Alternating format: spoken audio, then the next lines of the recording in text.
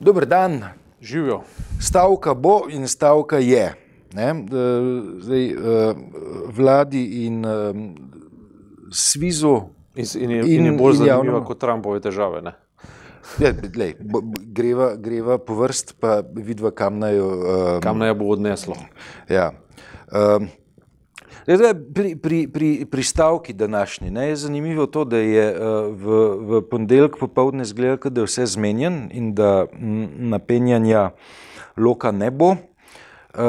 Na kar se je pozno zvečer izkazalo, da vladna pogajalka, ki je sicer prihajala kar pripravljena na pogajanja, po mojih podatkih, ne more parafirati dogovora. In pa zaradi tega imamo danes stavko. Tisto, kar se je pa izkazalo med mojo poznejšo preiskavo, je pa to, da je usporedno vladna pogajalka obveščala tudi konkurenčne oziroma druge sindikate, kaj je spogajano s Svizom. In so potem drugi sindikati rekli, v redu, če je pa Sviz to dosegel, potem bomo pa mi stavkali. Ker oni da niso. In potem ni nihče nič dosegel. Zdaj, zakaj je Sviz želel doseči nekaj več, pa zaradi tega, ker je dalj časa zaostajal. In zdaj neko tako paradoksalno situacijo, ko zaradi dejstva, da se vlada ni pogajala ali pa ni mogla pogajati sindikalnim blokom kot celoto, je na koncu pogajalski proces približno 2 ure pred polnočjo propadel in zaradi tega so danes šole zaprte. Ker je tako hecna popotnica za predvolilni čas, kajti na nek način se zastavlja vprašanje tudi, kakšne so pogajalske kompetence ljudi, ki sestavljajo trenutno vladno ekipo.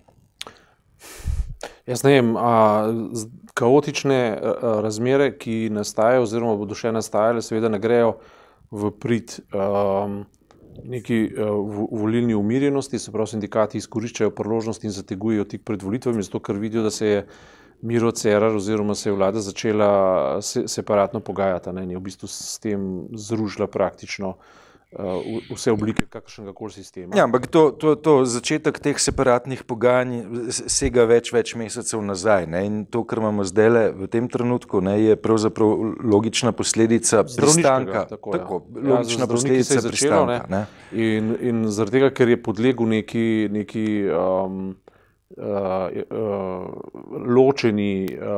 ločenemu tretmaju ali pa neki elitizaciji sindikalnih vprašanj po nekih segmentih, ima, kar ima, ampak to ima širše posledice pač zaradi tega, ker ta kaos, ki bo nastajal in ko bojo pritiski, pri nas nimamo nekega pretiranega občutka za širšo sliko, ali pa za neko državotvornost. Ker kaj se bo zdaj zgodilo? Ti imaš praktično že ongoing kampanjo, če tako rečem, kampanjo, ki že poteka, kljub temu, da ni formaliziran, že poteka, in to, kar opazujem zdaj pri Marjanu Šarcu, me vedno bolj navdaja zgrozo. To je en velik nič. Kaj si pa opazil? Opazil sem, da ga ni. Oziroma, da je zelo visok, ampak prezno. Zaseda ves prostor, zaseda ogromno nekega praznega prostora, ki ga pa on ni sposoben z nobeno vsebino napolniti, ker je preprosto nima. In v ozadju v nizkem štartu stojita Tonin in Janša in poskušata štartati v to praznino, ko jo bo on seveda namesto njih zasedel. Lahko se nam ponovi leto 2004. Šarčeve teze, zakaj potrjuje, da lahko gre v to smer. Ker Šarčeve teze so pa pač, da Slovenija je rešljiva brez kakšnih posebne dodatne politične filozofije, socialne filozofije, brez kakšnih konceptov sploh ne rabiš, ampak rabiš samo močno roko. To pa silno nevarna teza. Po mizi je treba udariti, red je treba narediti in podobne stvari. In v času, ko se zauzemamo, da bi stranki prinesli več konceptov, ne, ker v končni fazi vseeno imamo levo ali desno vlado, itak so vse neoliberalne, razen z izjemo ene, ki je pa več ali manj govoriš o levici. O levici, ki je pa več ali manj Deva tako reči, da je padla v past narcizmov malih razlik, zaradi katerih se zastavlja vprašanje, kolikšna bo sposobnost vzpostavljanja akcijske enotnosti. Sploh ne dosega terena. Tudi med drugim moja zamera do sindikatov je velika. Mislim, če odmislimo to, da so te stranke v sindikatih v tistih prostorih, in da že zato nočejo biti v konfliktu interesov zaradi banalne stvari, zato ker so tam noter, pa bi lahko morali potem plačati eventualno tole najemnino. Dobro, to so male stvari, ampak to, da sindikati v bistvu osredotočajo kompletno svojo bitko za Slovenijo na vprašanje plač, je pa nevredno sindikatov, ki bi morali ta trenutek konceptualizirati. Veš, količina socialnih filozofov, ki so pa sposobni veliko sliko sestaviti, je pa omejena. Zdaj, veš, pričakovati od tega, da bo v sindikalnem gibanju veliko socialnih filozofov, ki so sposobni misliti celo sliko, se mi zdi tako, da pretiravaš. Poglej, prejšnji teden smo Ti se pogovarjal z nekom, za katerega se misli, da je zdravnik, je pa v resnici socialni filozof. Prejšnji teden smo imeli res sjajen pogovor z dr. Kebrom, Dušanom Kebrom, ki je izjemen v svojih tezah in naredil odločilen preboj. Odločilen preboj pa je, da je v bistvu iz anonimne misli v javno misel prenesel tezo, da Slovenija je država, ki je v bistvu svoj socialni naboj popolnoma izgubila in ga je celo obrnila v neoliberalizem bolj kot neke druge države. Se pravi, Svetovna organizacija je pokazala, da slovenski zdravstveni sistem nepravičen. On je to pokazal in prevedel v številke, čeprav ni dobil jasnih številk kot tam je dobil samo generalno skupno oceno in mnenje. On se je začel zavzemati za to, da bi ukinili dodatno zavarovanje, kar se ni zgodilo, zakon je napisan, to se ni zgodilo. Pokazal je to, da reveži plačujejo 2-krat več kot bogati za javno skupno zdravstvo. Potem je pokazal še naslednjo stvar. In to ne v relativni številki, ampak v relativni številki. To je zelo zapleten sistem trošarin, dohodnin pa davčnih olajšav, ki na koncu pripelje do tega rezultata, ki ga je on pokazal. On ga je izrazil v odstotkih, kako v absolutnih številkah oziroma kako v absolutnih vrednostih zgleda, pa ne vem. Oziroma v deležu od plače. To je sestavljeno iz dveh delov. Prvi del je to, da plačaš progresivno, kar je on dokazal, da je in ni progresivno. Drugi del je pa dodatno, tam pa plača najbogatejši ali pa tisti, ki ima 10.000 evrov plače 3 promile. Tako. Tako da v skupnem seštevku plača revež 9-10%, bogat pa tam, ne vem, do 5-6 nekaj. Kogar zanima, naj si pač prebere še enkrat intervju v Sobotni prilogi, kjer je Če ne najde v kiosku, najde na delo.si, Poševnica Sobotna. Ampak poanta je pa ta, da nekaj, kar je Dušan Keber zagrabil, bi moral danes sindikati govoriti skozi megafone. To je moja poanta. In še več.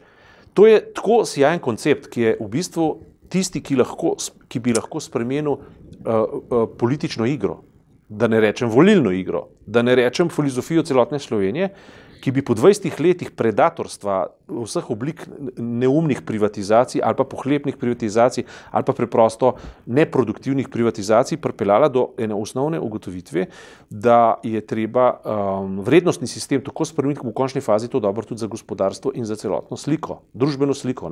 Namreč povedal je še več od tega. Povedal je tudi to, da mi lahko že znotraj pol milijarde evrov, ki jih zdaj poberemo v okviru dodatnega zavarovanja, lahko že predrugačimo pač celoten sistem, da bo bolj pravičen.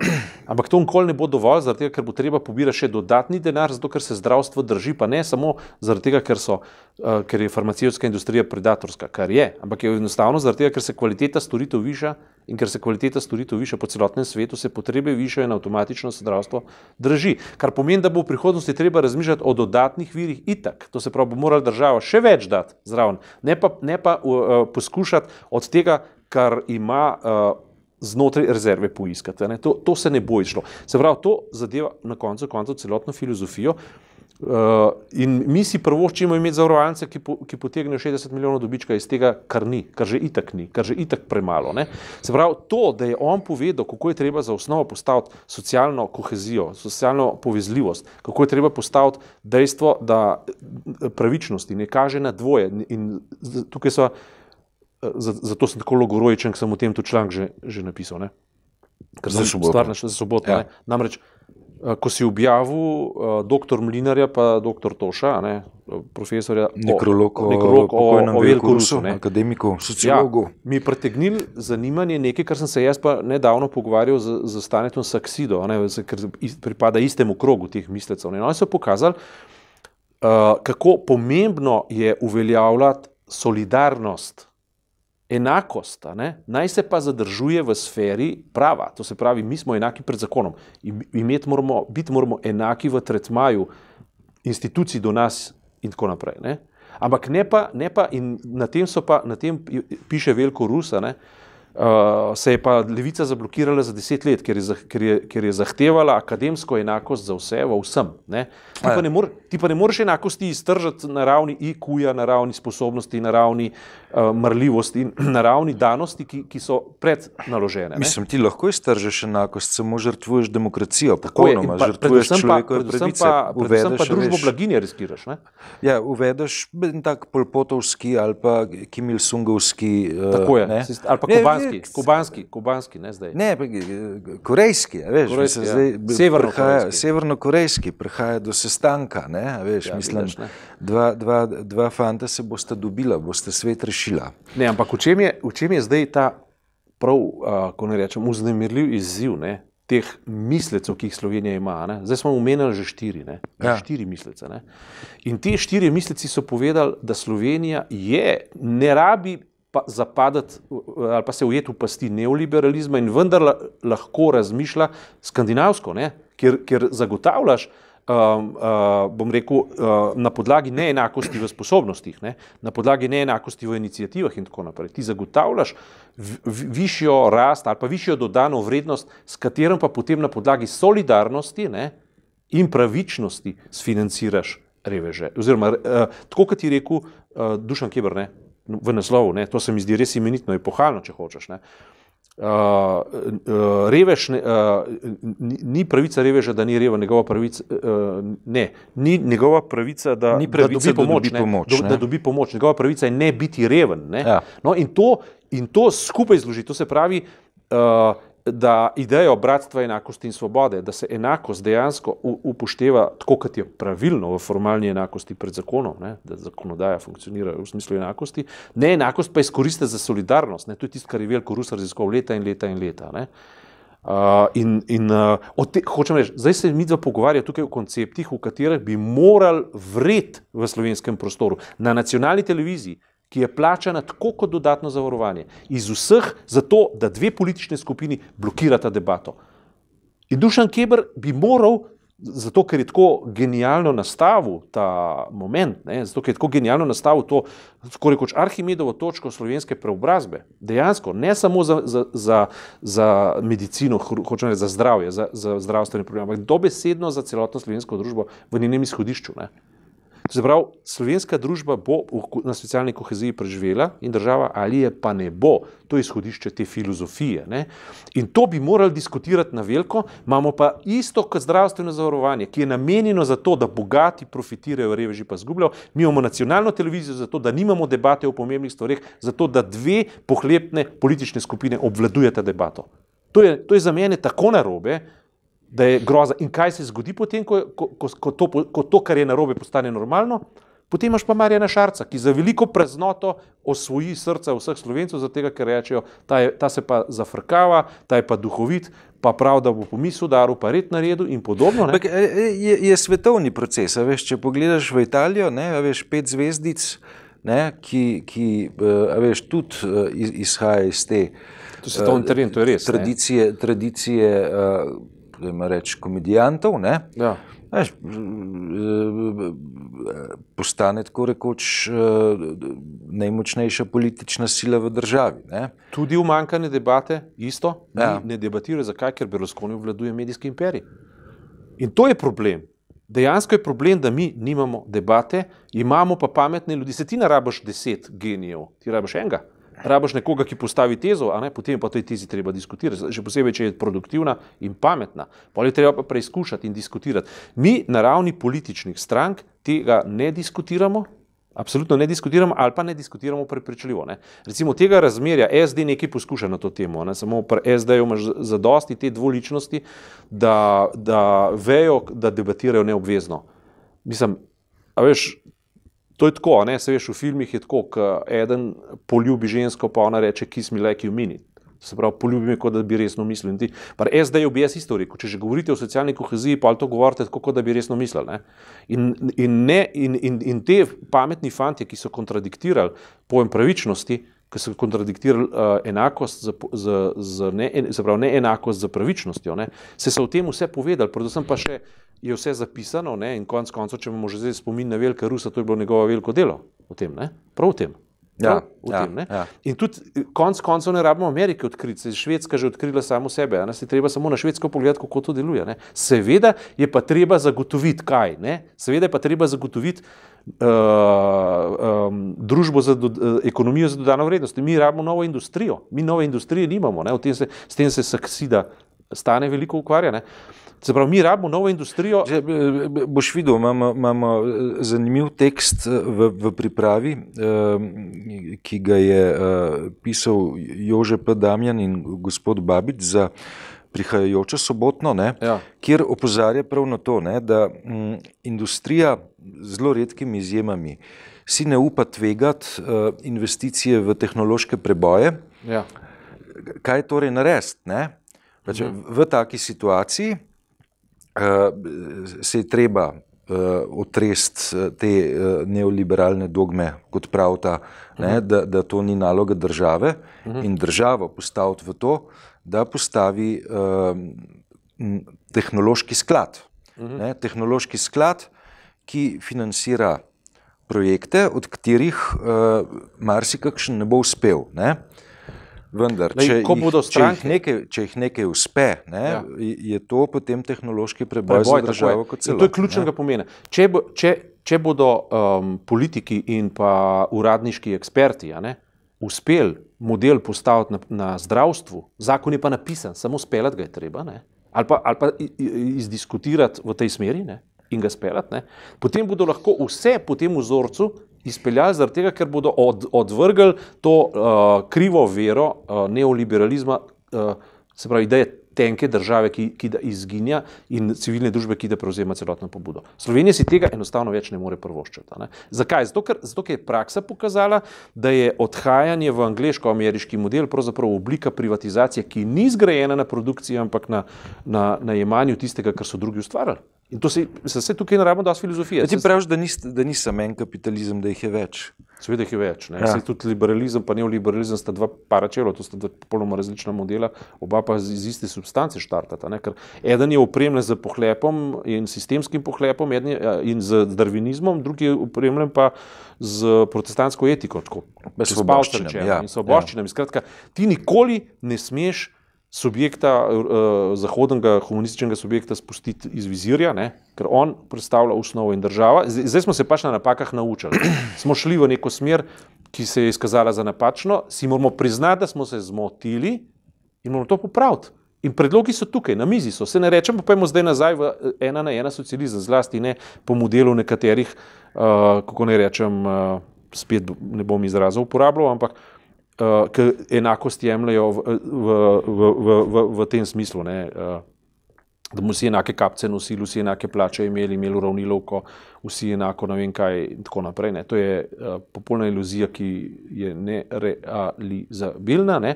Ampak na vsak način... Še dobro, da ni, še dobro, da ni bilna, ne. Jaz malo sem dislektičen, ja. Ja, okej. Ja.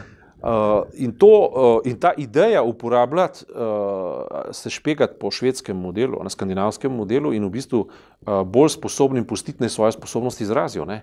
Ampak jih prepričati, da je to treba obrniti nazaj v pravičnost, v model pravičnosti. Zaradi tega, ker... Ti Wallenberge poznaš, ne? Wallenbergi so največja švedska poslovna dinastija. Jaz sem gledal seznam švedskih milijarderjev, ne? Kar je zanimivo, ne, je to, da ta dinastija sploh ni med milijarderji. Sej imajo kar nekaj pod palcem. Ne? Ja. Pri številkah, ki običajnemu smrtniku so itak nepredstavljive, so te razlike pa nepomembne. Ne? Ampak Wallenbergi kot ključna švedska poslovna dinastija niso milijarderji. Niso. So siromašnejši, ne? Če se tako izrazim, a veš, od recimo našega dueta Login ali Logout, ne? Kako se pišeta. Ne? Kar pomeni, ne? Da veleva v tem skandinavskem prostoru določena etika, pa je čisto vse, naj rečemo protestantska ali kako drugače, ne, da presežno vrednost puščaš.